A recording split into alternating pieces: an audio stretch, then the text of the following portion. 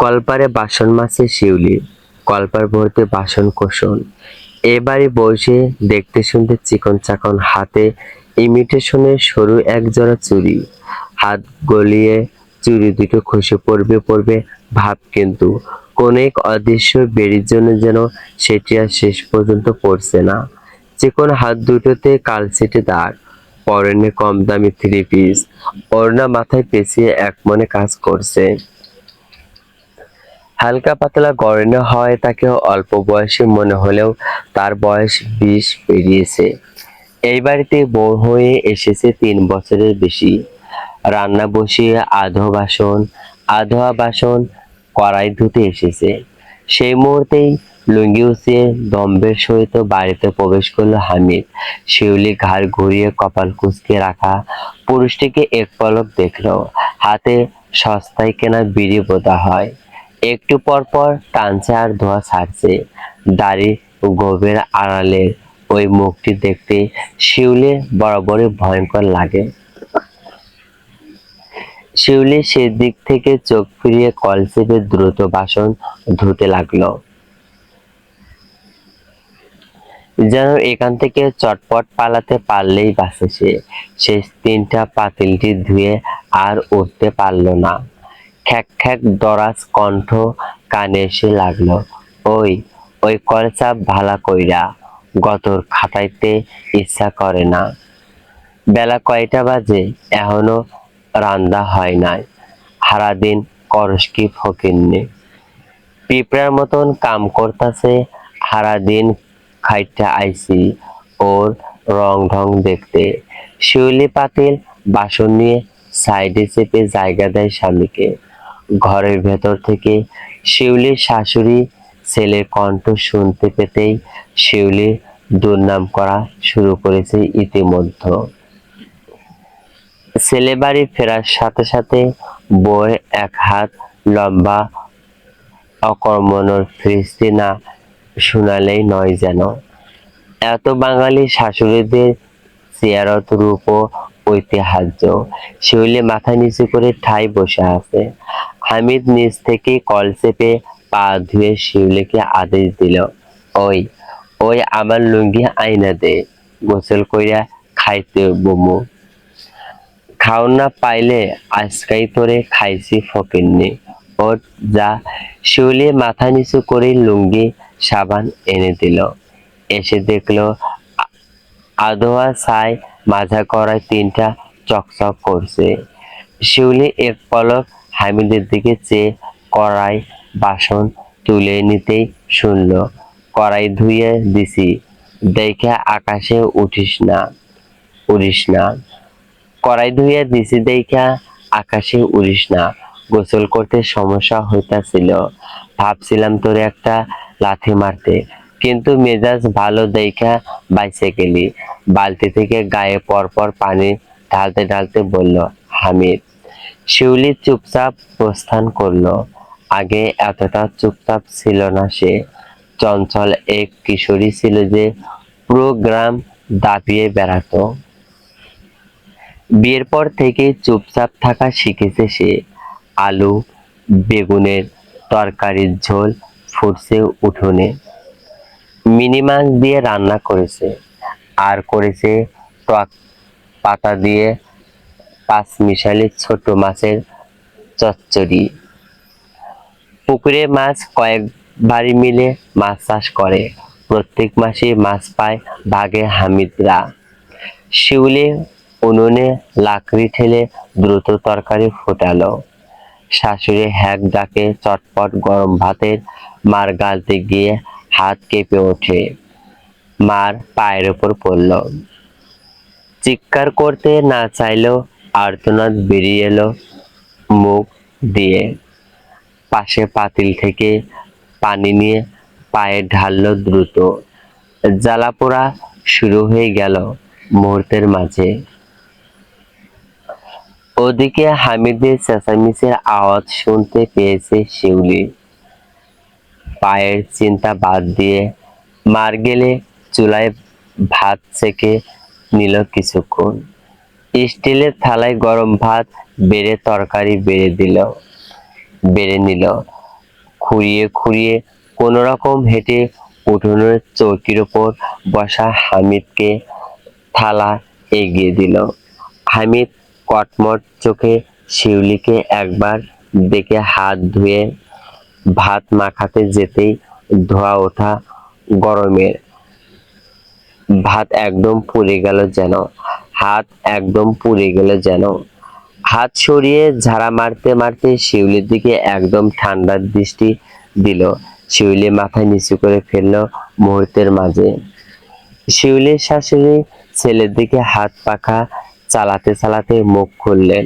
এই এই সিমরিরে দিয়ে কি করবি হামিদ? এই মাইয়া এখন পর্যন্ত স্বামী কোনটা পছন্দ করে না করে হ্যারাস বোঝে না। কতবার কইছি হামিদের এমন গরম ভাত দিবি না, ও পছন্দ করে না এমন গরম ভাত। এই সিমরি শুনে কোনো কথা, আক্ষেপ ঝরে পড়ছে যেন কণ্ঠে। শিউলিকে মাথা নিচু করে নিজের সামনে দাঁড়িয়ে থাকতে দেখে হামিদ বলল, চোখের সামনে থেকে এখনো যাস না, লাথি খাওয়ার লাইগা দাঁড়ায় আসস। রাগ উপচে পড়ছে কণ্ঠে। শিউলি প্রস্থান করতে করতে শুনল শাশুড়ি বলছে, এই এই বাজা মায়েরা আর কতকাল পালবি? এত দরদ কিসের তোর? আর একটা বিয়ে কর কইতাছি। হনস না কেন? শিউলি দুপুরে ভাত খেতে পারেনি, শরীরটা ভালো যাচ্ছে না, কয়েকদিন ধরে দুর্বল লাগে। তারপর আজ পায়ের যন্ত্রণায় ঘুমাতে পারছে না, জ্বালাপোড়া করছে, তবে শিউলি পাত্তা দিচ্ছে না। তার মাঝে মধ্যে মনে হয় অনুভূতি প্রকাশের সিস্টেম তার নষ্ট হয়ে গেছে। সারাদিন কাজ শেষে গোসল করেছি বিকেলের দিকে, ভেজা চুলগুলো বালিশের উপর মেলে শুয়ে আছে, গালের নিচে এক হাত দিয়ে জানালার বাইরে তাকিয়ে আছে নিঃশব্দে। সাজ নেমে এসেছে, হামিদ ঘরে ঢুকলো ওই মুহূর্তেই। শিউলিকে অবেলায় শুয়ে থাকতে দেখে এগিয়ে আসলো। এই সাঞ্জের বেলায় হইয়া আসিস কেন? ঘরদোর আন্ধার করে কি শোক দিবস পালন করস? ঘরদোর আন্ধার করে কি শোক দিবস পালন করছো? জবাব এলো না কোনো। হামিদ লুঙ্গি ঠ্যাঙ্গের ভাঁজে নিয়ে চৌকিতে আরাম করে বসলো। শিউলিকে গালের নিচে এক হাত দিয়ে ঘুমাতে দেখে আর টু শব্দ করলো না।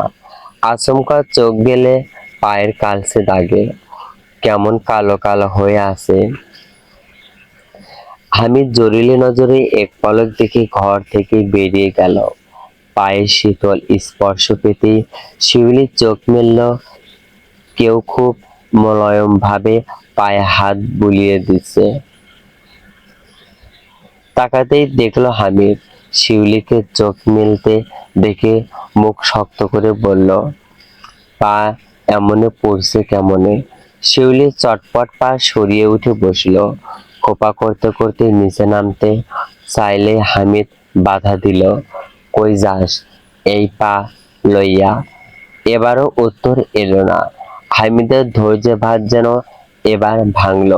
শিউলির চুল চেপে ধরতে আর্তনাদ বেরিয়ে এলো মুখ দিয়ে নারীটির।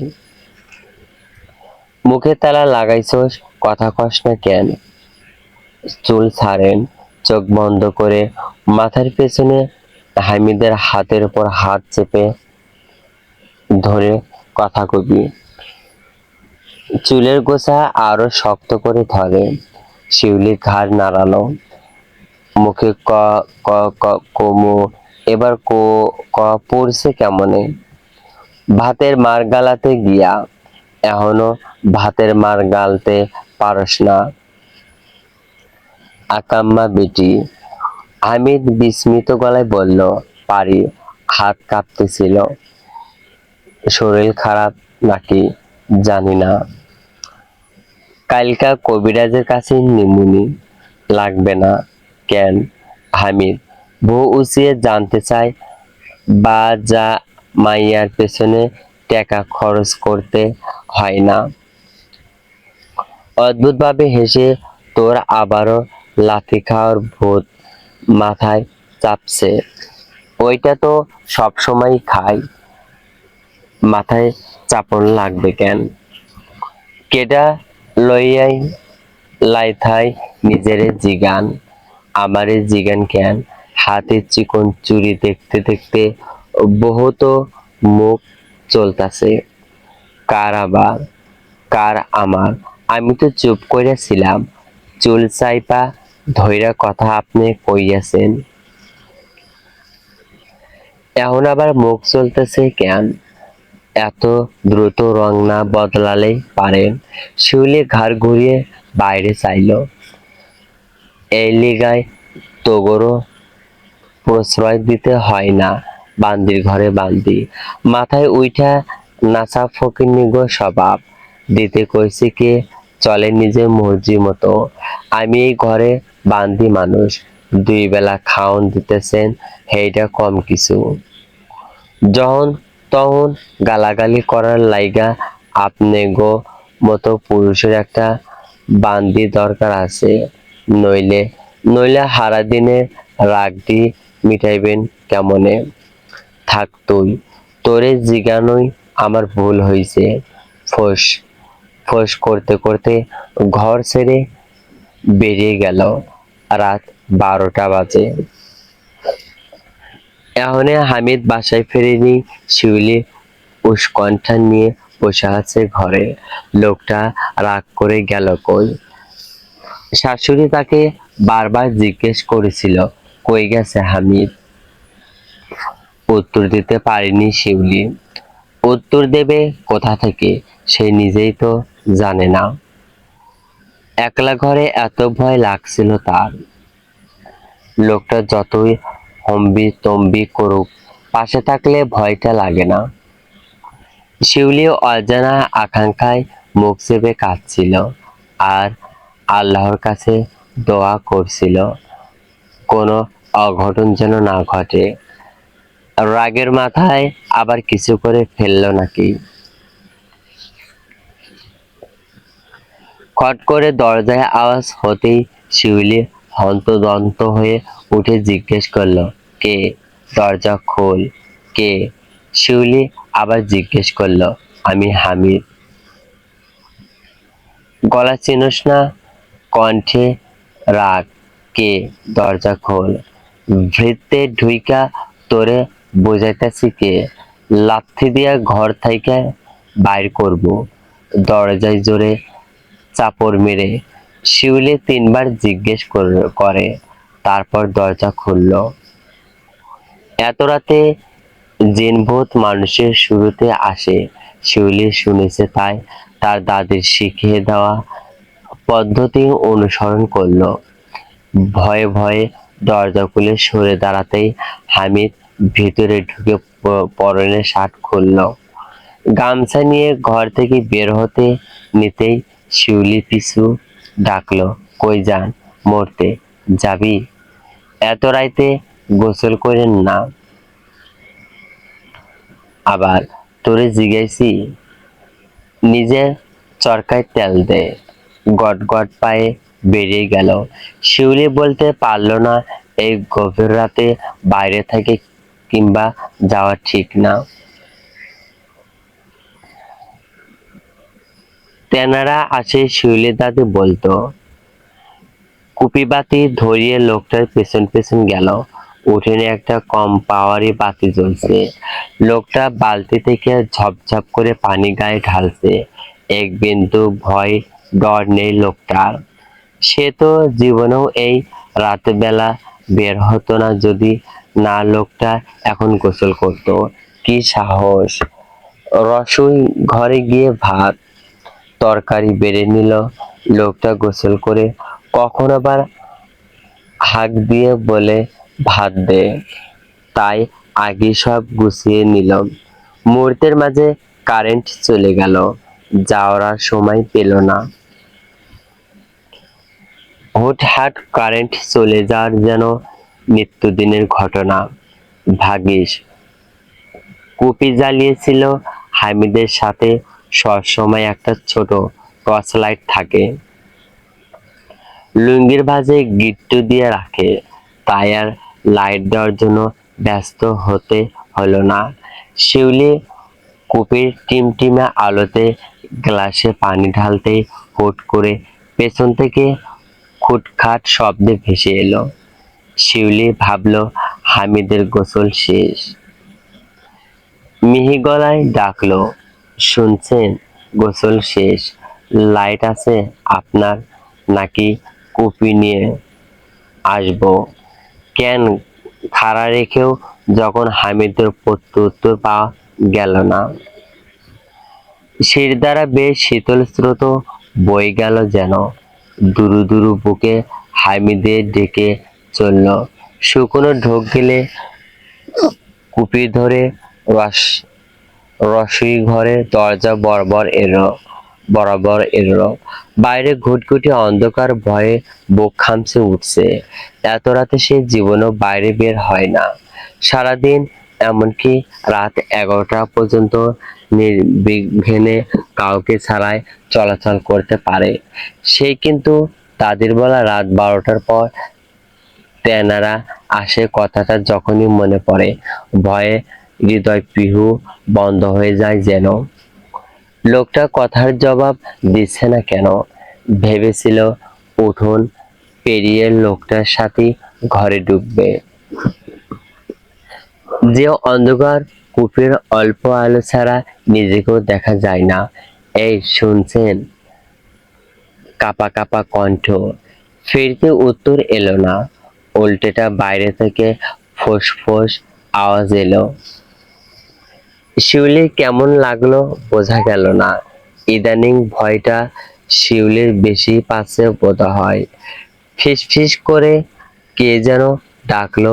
শিউলি হারহিম কণ্ঠ।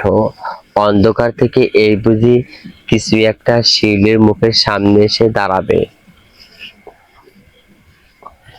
শিউলির মনে হলো কেউ এগিয়ে আসছে।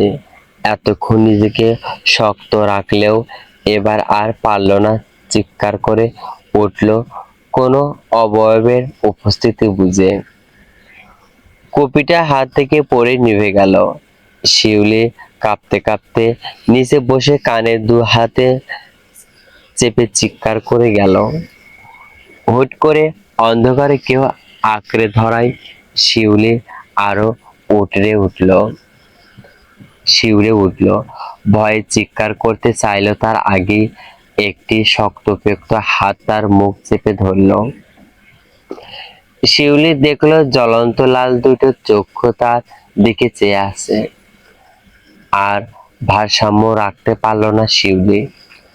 মুহূর্তেই ঢলে পড়ল, চোখ পিটপিট করে চাইতেই মুখের ওপর কারো অস্বস্তি টের পেল। ধীরে ধীরে চোখ মেলতেই দেখলো হামিদ এক আঁঠু উঁচু করে তাতে হাত মেলে দিয়ে তার দিকে চেয়ে আছে। তোরও কি জিনের আসর করছে? হুট কইরা অজ্ঞান হইলে কে? শিউলি জবাব দিল না, মুখ ঘুরিয়ে থতমত চেহারায় পাশ ফিরিয়ে শুলো।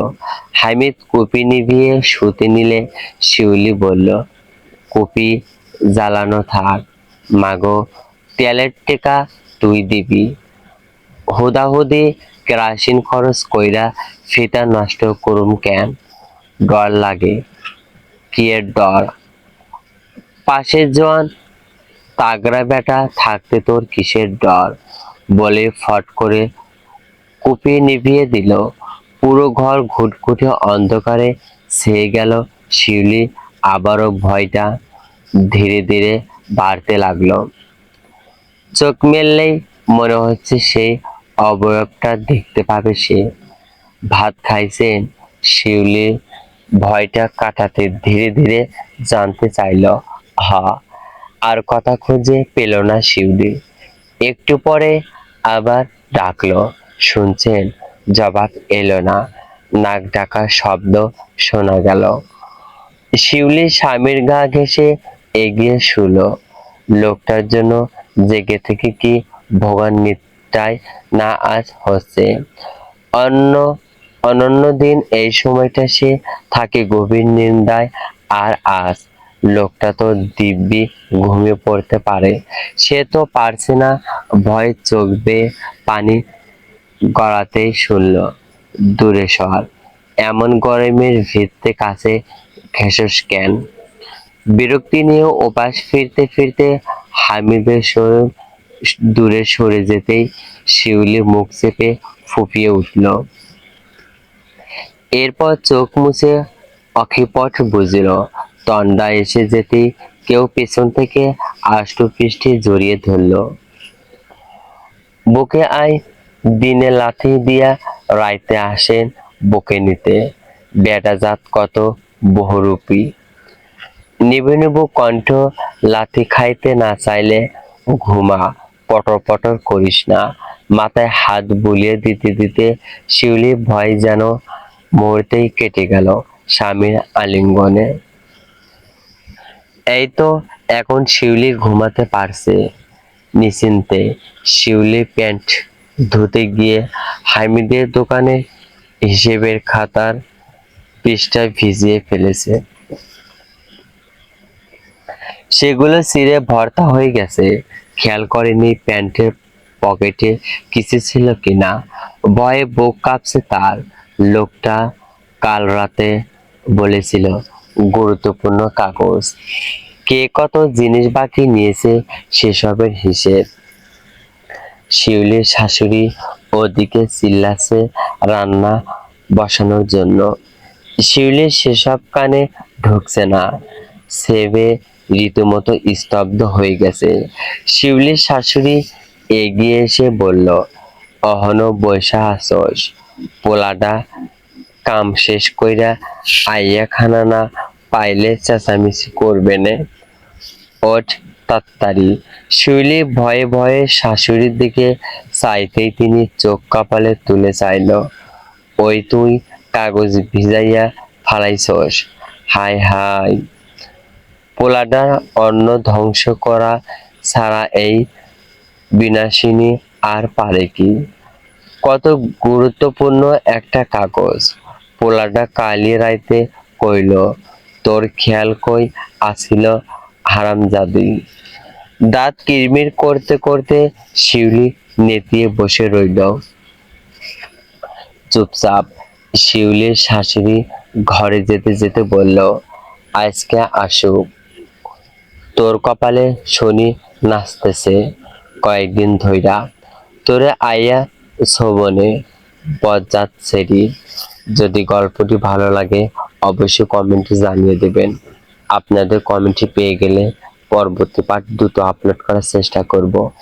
প্লিজ চ্যানেলটি সাবস্ক্রাইব করবেন, ভিডিওটি শেয়ার করবেন। Please subscribe to my channel.